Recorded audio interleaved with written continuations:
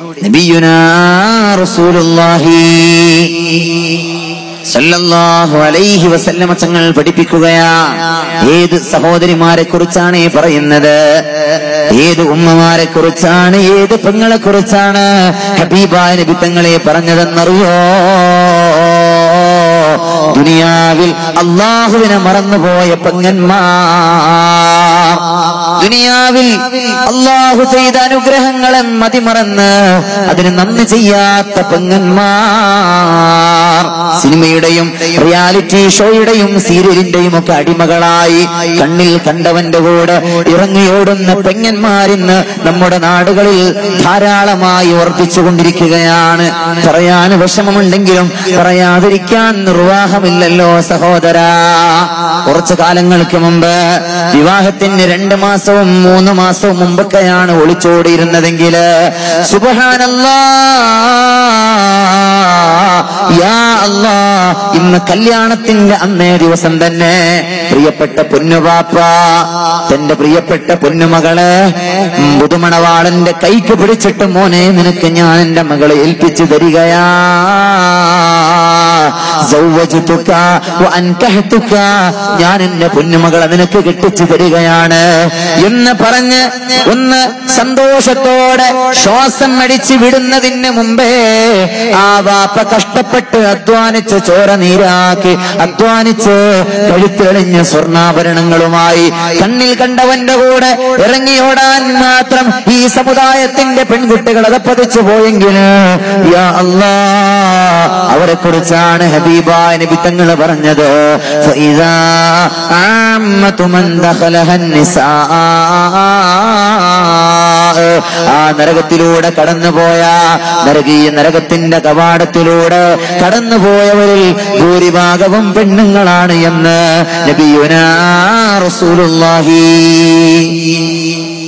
إن النساء شياطين خلقن لنا نعوذ بالله من شر الشياطين.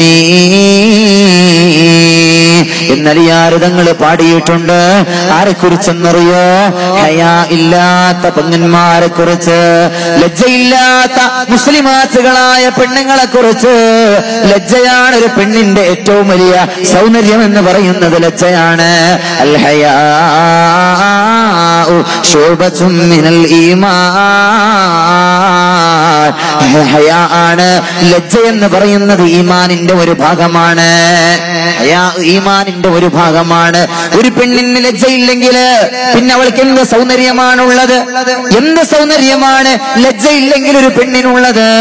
കാസർഗോട്ടെ പ്രിയപ്പെട്ട സഹോദരിമാര് ഒരു ടെക്സ്റ്റൈൽസിലേക്ക് ഒരു സൂപ്പർ സ്റ്റാർ കടന്നു വന്നപ്പോ അവന്റെ തോളോട് തൊട്ടുരുമ്മി, സുബ്ഹാനല്ലാഹ്, അന്യ പുരുഷനാണെന്ന ഒരു ബോധവുമില്ലാതെ തോളോട് തൊട്ടുരുമ്മി സെൽഫി എടുക്കാൻ മുന്നോട്ട് വന്ന സഹോദരിമാരെ, ആ സഹോദരിമാരെ കുറിച്ച് ഓർത്ത് ഞാൻ ദുഃഖിച്ചു പോവുകയാണ്. എവിടെ എത്തിപ്പോയി ഈ സമുദായം?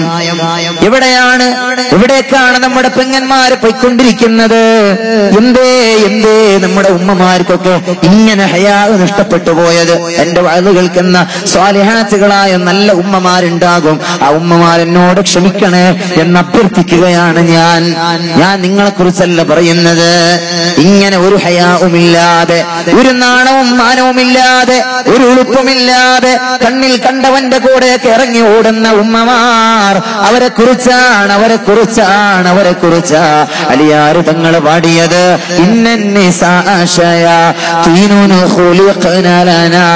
ഈ ആണുങ്ങളെ വഴിപിഴപ്പിക്കാൻ സൃഷ്ടിക്കപ്പെട്ട പിശാചുക്കളാണ് പെണ്ണുങ്ങള്. നഊദു ബില്ലാഹി മിൻ ശർരി ശയാതീനി.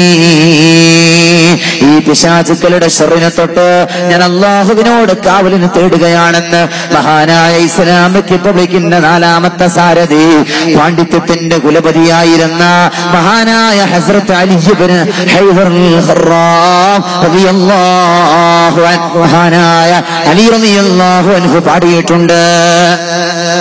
ഫാത്തിമ ബീവി മറുപടി കൊടുത്തിട്ടുണ്ട്. ഉടനെ തന്നെ ഹബീബായ നബി തങ്ങളുടെ പൊന്നുമോൾ ഫാത്തിമ, ഹബീബായ നബി തങ്ങളുടെ കരളിന്റെ കഷ്ണമായ ഫാത്തിമ, അലിയാര് തങ്ങളുടെ പ്രിയപ്പെട്ട സഹധർമ്മിണി ഫാത്തിമ, താജുദ്ദീൻ വടകരയുടെ ചെഞ്ചുണ്ടിൽ നിന്ന് നിർഗളിച്ചു വന്ന ഫാത്തിമയല്ല,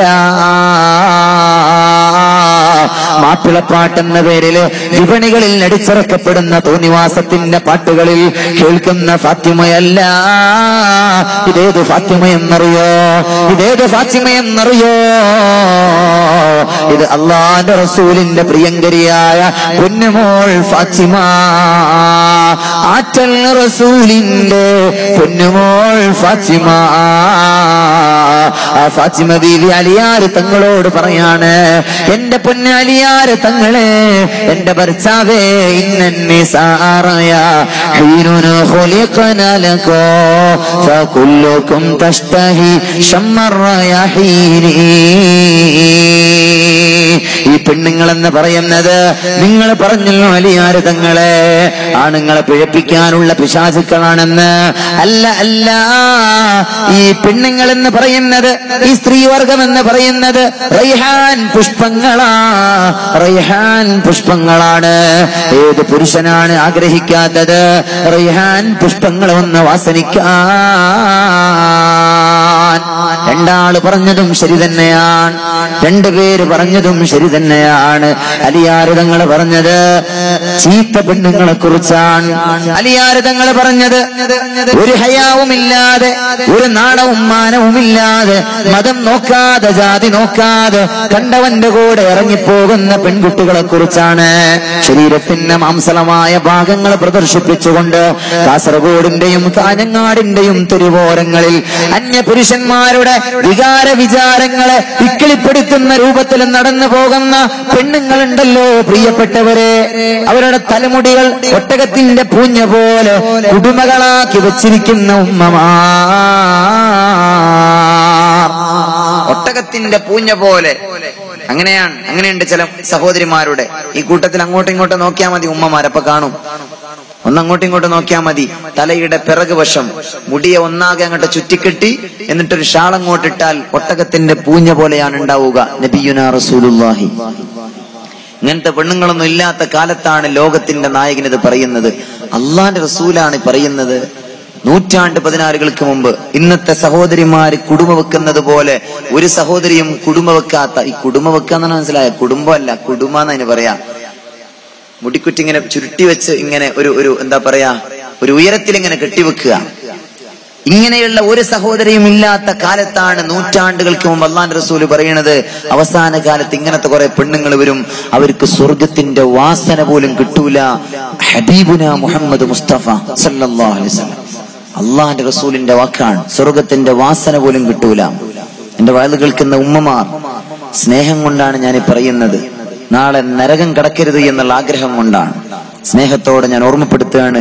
സഹോദരിമാരെ, ഇതുവരെ അങ്ങനെ ചെയ്തിട്ടുണ്ടെങ്കിൽ അള്ളാഹു പുറത്തു തരട്ടെ, അള്ളാഹു പുറത്തു തരട്ടെ. ഇനിയുള്ള ജീവിതത്തിൽ ഇനി അങ്ങോട്ട് എന്റെ പ്രിയപ്പെട്ട സഹോദരിമാർ അതൊക്കെ ഒന്ന് ഒഴിവാക്കി വളരെ അച്ചടക്കത്തോടെ ഇസ്ലാമികമായ അച്ചടക്കം പാലിക്കാൻ ബാധ്യസ്ഥരാണ് നമ്മൾ. നമ്മളത് സ്വീകരിച്ചില്ലെങ്കിൽ പിന്നെ ഇസ്ലാമിന്റെ അച്ചടക്കം ആരാണ് സ്വീകരിക്കുക? ആരാണത് സ്വീകരിക്കുക? അല്ലെ, നമ്മുടെ സഹോദരിമാർക്കൊക്കെ തോന്നുകയാണ് ഒരു സ്വാതന്ത്ര്യമില്ലാത്ത മതമായിപ്പോയല്ലോ എന്ന് തോന്നിപ്പോകുന്നുണ്ട് ചിലർക്കെങ്കിലും. ഒരു സ്വാതന്ത്ര്യമില്ലാത്ത മതമാണല്ലോ ഈ ഇസ്ലാം. അതുകൊണ്ടാണ് ആ പാരതന്ത്ര്യത്തിന്റെ മതിൽക്കെട്ടുകളെല്ലാം പൊട്ടിച്ചെറിഞ്ഞ് ഒരച്ചടക്കവുമില്ലാതെ ഒരു ഹയാവുമില്ലാതെ നമ്മുടെ ഉമ്മമാരൊക്കെ ഇറങ്ങിപ്പോകുന്നത്. ആ ഇറങ്ങിപ്പോകുന്ന ഉമ്മമാർക്കൊക്കെ തോന്നിയിട്ടാണ് ഇസ്ലാം ഒരു കുടുസായ മതമാണ് എന്ന് തോന്നിയിട്ടാണ് അവരങ്ങനെ ഇറങ്ങിപ്പോകുന്നത്. എന്റെ പ്രിയപ്പെട്ടവരെ, സ്വാതന്ത്ര്യം ഇല്ല എന്ന് തോന്നുകയാണ്. ഞാൻ സൂചിപ്പിക്കട്ടെ, ഏത് കാലഘട്ടത്തിലാണെന്നറിയോ ഹബീബായ നബി തങ്ങൾ ഈ അനുഗ്രഹീതമായ മതത്തിന്റെ സുന്ദരമായ ആശയാദർശങ്ങൾ പഠിപ്പിക്കാൻ മുന്നോട്ട് വന്നത്? ജീവനോടെ പെൺകുഞ്ഞുങ്ങളെ കുഴിച്ചുമൂടിയിരുന്ന കാലഘട്ടത്തിലാണ്. ഹബീബായ നബി തങ്ങൾ എങ്ങാനും ആ കുഴിമാടങ്ങളിൽ നിന്ന് നിങ്ങളെ കൈപിടിച്ചുയർത്തിയില്ലായിരുന്നുവെങ്കിൽ ഇന്നും നിങ്ങൾ ലോകത്തിന്റെ വെളിച്ചം കാണൂല്ലായിരുന്നു എന്ന് നിങ്ങൾ ഓർക്കണം എന്റെ പ്രിയപ്പെട്ട ഉമ്മമാർ. ജനിച്ച കുഞ്ഞ് പെണ്ണാണെന്നറിഞ്ഞാൽ ഉടനെ തന്നെ ജീവനോടെ കുഴിച്ചു മൂടിയിരുന്ന കാട്ടാളന്മാരുടെ ഇടയിലേക്ക് കടന്നു വന്നിട്ടാണ് അല്ലാഹുവിന്റെ റസൂല് പറഞ്ഞത്, ചെയ്യരുത്, പാടില്ല. പെണ്ണിനും ജീവിക്കാൻ അവകാശമുണ്ട്, അവൾ മഹത്വമുള്ളവളാണ്. ഇത് പഠിപ്പിച്ചത് അള്ളാഹുവിന്റെ ദീനാണ്. ഇത് പഠിപ്പിച്ചത് അള്ളാഹുവിന്റെ പരിശുദ്ധ ദീനുൽ ഇസ്ലാമാണ്. ഇവിടെ ഒരു സ്ത്രീ സംഘടനാ ശാക്തീകരണവാദികൾക്കും അത് അവകാശപ്പെടാൻ കഴിയൂല, ഒരാളുകൾക്കും കഴിയൂല. ഇന്ന് സ്ത്രീകൾക്ക് വേണ്ടി വാദിക്കാൻ ഇഷ്ടം പോലെ ആളുകളാണ്, അല്ലെ? സഹോദരിമാർക്ക് വേണ്ടി വാദിക്കാൻ എത്ര സംഘടനകളാണ്.